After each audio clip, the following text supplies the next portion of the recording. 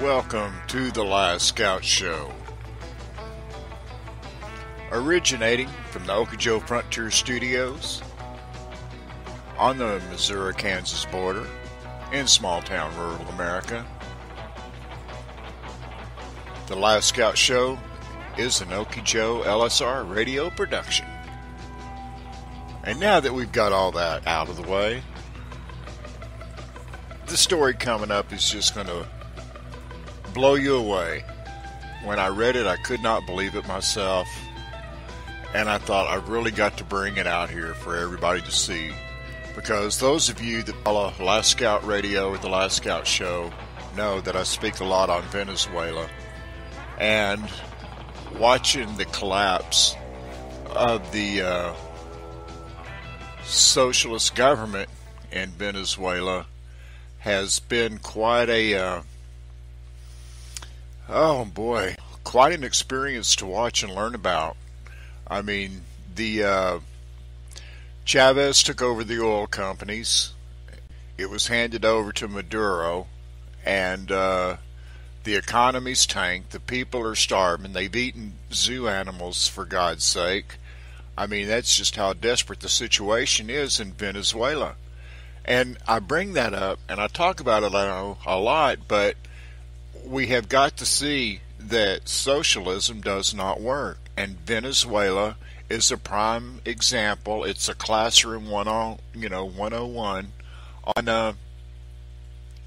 the failure of socialism, and why another incident of why socialism will not work in this country. Just another example. This article that I'm about to go through comes from the Miami Herald. It was posted, let's see, one second. It was posted March 27th, 2018, and it was written by Edward Freisler. And the title reads, "In Venezuela, hungry child gangs use machetes to fight for quality garbage." As Liliana picks lice from the tangled thick hair of her boyfriend, Patricio, while they sit together on the sidewalk of a Caracas street, she also is multitasking, keeping a watchful eye on her family.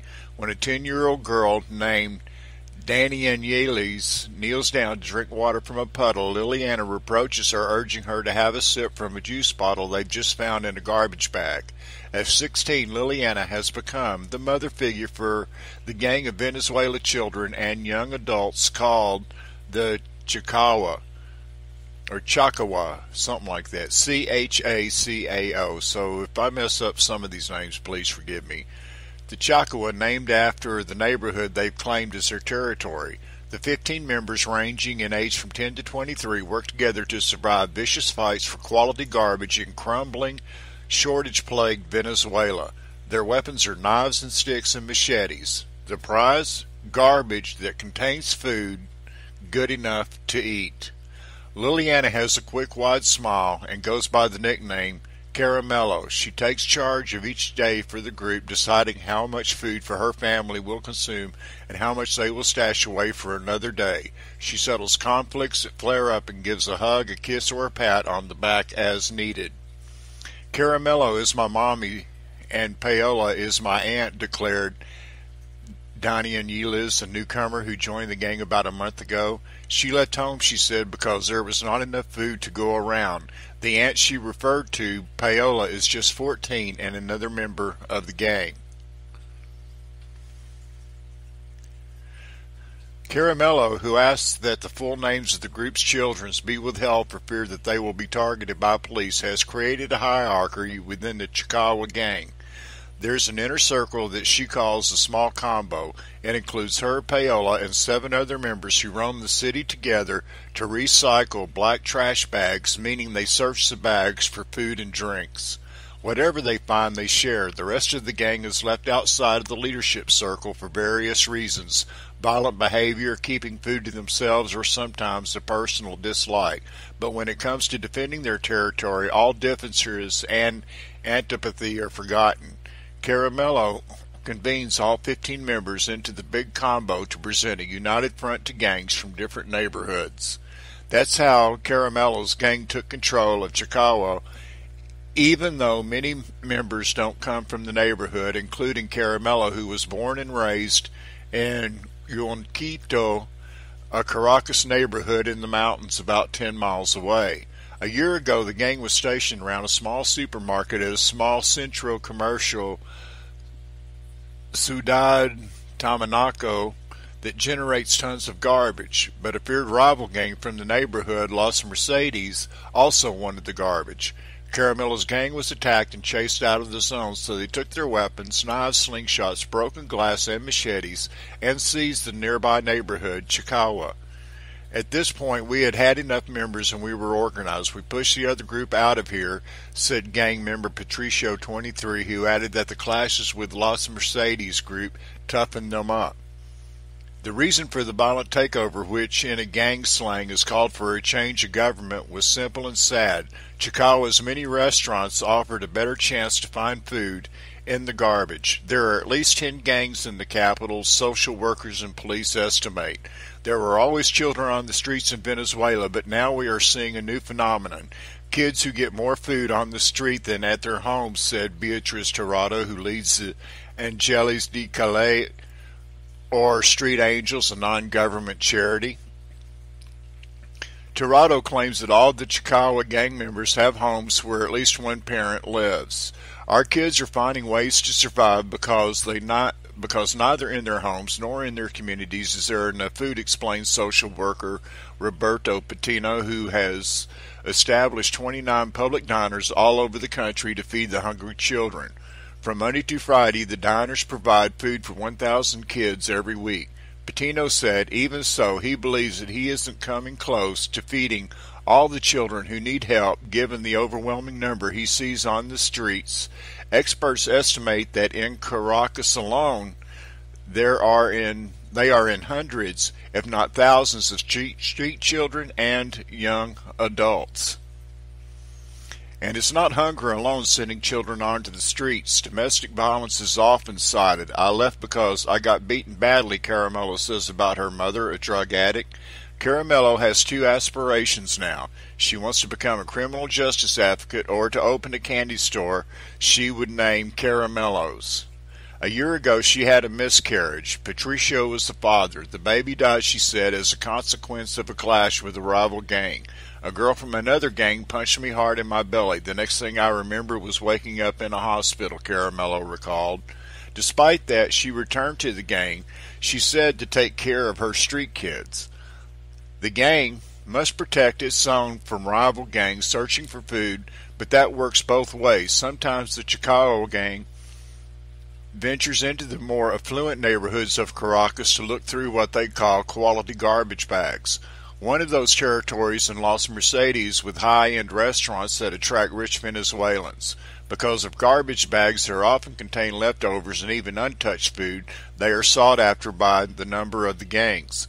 A gang from the working-class neighborhood of Petare fights for the bags with a gang based in Los Mercedes. We do not fight them because we are hungry just like them. Why should they own the garbage? Asked 22-year-old Andy, who comes from the area. On a recent afternoon, as he checked the trash bags on a sidewalk, he found a jar of corn flour mixed with mayonnaise and ate it all. Venezuela got mean. Nobody is generous anymore. That means I have to get nasty and fight to survive, he said, admitting he owns a machete to look scary. Tirado, the social worker from Angeles, said as she sees the results of the gang clashes, every week we have first aid ready to treat cuts and bruises they might have suffered over the week in their fights. Charities like Angeles, medicine and clothing to the needy children. Caramello's family gets help from the group every Sunday right on the street. 1 second here.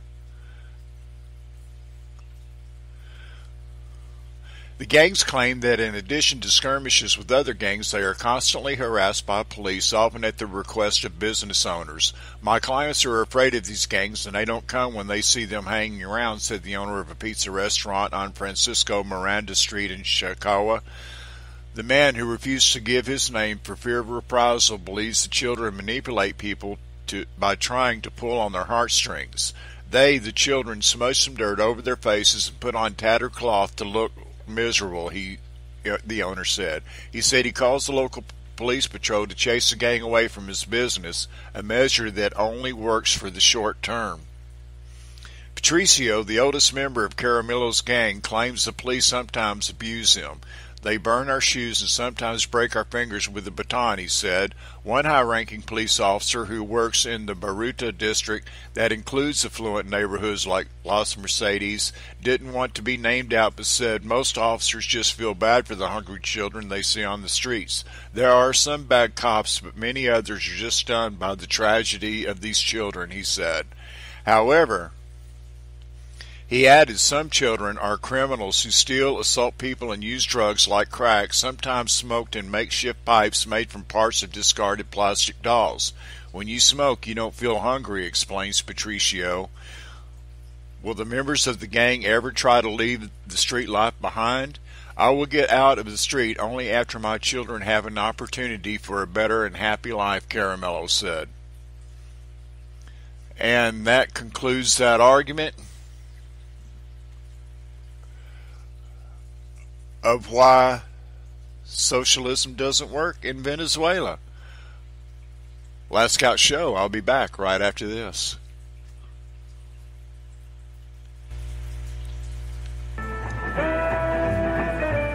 It's new. It's now.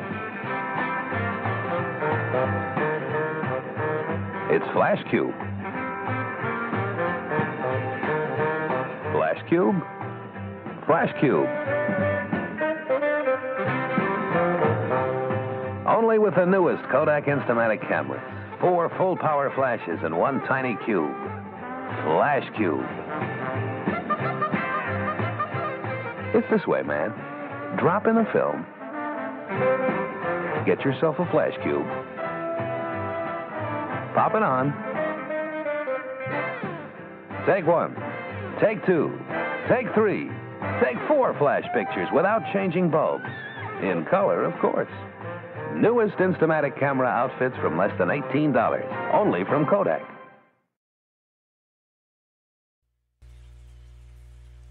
And this is the Last Scout Show. The backside. Sorry about that. Did not mean to increase the volume that much. There we go. Trying to get into the saddle here.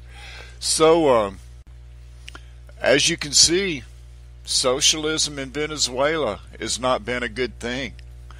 And the onslaught of socialism in this country, the onslaught of communism in this country, the anarchy in this country, it can't be preceded. This is what we'll end up with. This is exactly what is going on in Venezuela. So there's just tons of articles out there on the what's going on in Venezuela. I'll give you another one real quick. It's in a series from the Miami Herald, and it's by Antonio Maria Delgado, and it was posted March 29th. And it reads, doctors in violent Venezuela work under threat of death if patient dies.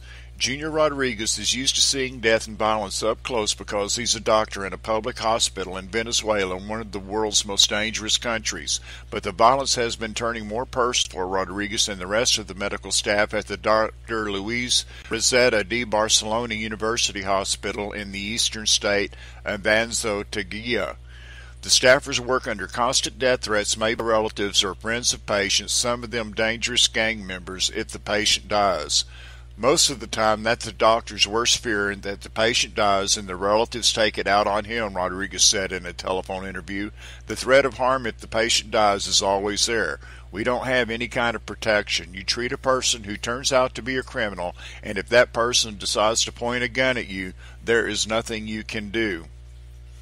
Rodriguez quit the hospital months ago and wants to leave Venezuela to escape the crime and economic implosion that has brought widespread hunger to the oil-producing country. He would join the 22,000 other doctors who have fled, according to figures from the Venezuela Medical Federation, the VMF. The massive exodus of one-third of all the doctors in the country is accelerating the collapse of a health system already hammered by deep shortages of medicines and medical supplies. Patients having surgery sometimes must bring their own scalpels, and more than 85% of basic medicines are in short supply, meaning that some patients have to go as many as 9 pharmacies to find them.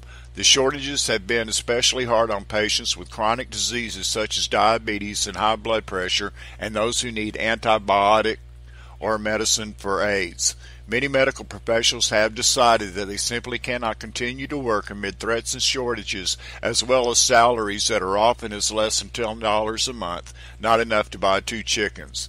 The government has condemned medical personnel to a miserable salary that is erased by inflation. For doctors in public hospitals, the salary stands at $4 or $5 per month. That's for specialists, said VMF President Douglas Leon Natera. The medical brain drain is being felt more acutely in public hospitals already operating at levels comparable only to the poorest countries, with women sometimes giving birth in waiting rooms and wounded patients treated on the floor. Nearly half of all the doctors who worked in public hospitals have left the country, Natera said. The impact of all these factors has not been felt as harshly in private clinics because their staff members earn better salaries and work under better conditions. But even this sector has started to suffer from the shrinking pool of medical personnel. William Barrientos, a doctor and vice president of the Health Committee of the Legislative National Assembly, said doctors who leave Venezuela are welcome in other Latin American countries. There are 2,000 doctors already working in Chile and another 1,842 on a waiting list of doctors who want to work there. There are about 2,346 in Colombia and approximately 1,654 in Ecuador, he said. The option in the United States are different, said Ralphio Goninger, Miami-based president of the Venezuela American Medical Association, because it's difficult for foreign doctors to obtain U.S. certifications. Many Venezuelans are working as medical assistants or have started different careers. Even so, few regret leaving their country, especially as the rising tide of street violence flows deeper into hospitals and other medical facilities. Rodriguez said he knew of 3 cases of violent attacks on medical personnel. In one case, gang members went into an emergency room in Caracas and ordered the staff to turn their backs while they stabbed to death 4 patients. One doctor who did not obey was beaten. When you see them come inside, you know you have to hide because there's no telling what can happen. There's no police outside anymore, and the few who are out there run away because many don't even have guns, he said. In another case, Rodriguez said criminals went to his house to force him to treat a relative, but he managed to run away. The lack of security at the Rossetti Hospital made headlines in early March when Dr. Pedro Quijada was stabbed in the chest by thieves as he arrived at work. Quijada was lucky his wound was not very deep because the surgery would have run into a shortage of anesthetics, Oscar Neva, president of the Society of Internists and Resident Doctors, wrote on his Twitter account. So there you see, ladies and gentlemen, people across America, that is socialism. And that is what socialism looks like. It is not a good thing, and we surely don't want it here in America.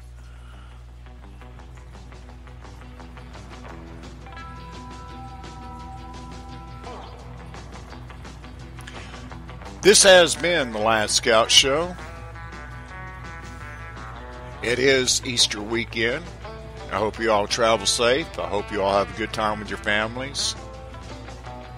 I hope you remember the reason for the Easter holiday. Be sure and take care. And you can also catch me over at We the People Patriot Soapbox here on YouTube. Go to my YouTube channel, look on the right, see Last Scout's Choices, and you'll see a link for We the People Patriotic Soapbox 24/7 live stream. Be sure and check out my man, Quite Frankly, and the ever lady of the investigation, Tracy Beans. From the Okeechobee Frontier Studio on the Missouri-Kansas border in rural small-town America, this has been the Last Scout Show, an Okeechobee and LSR radio production. Take care, and God bless.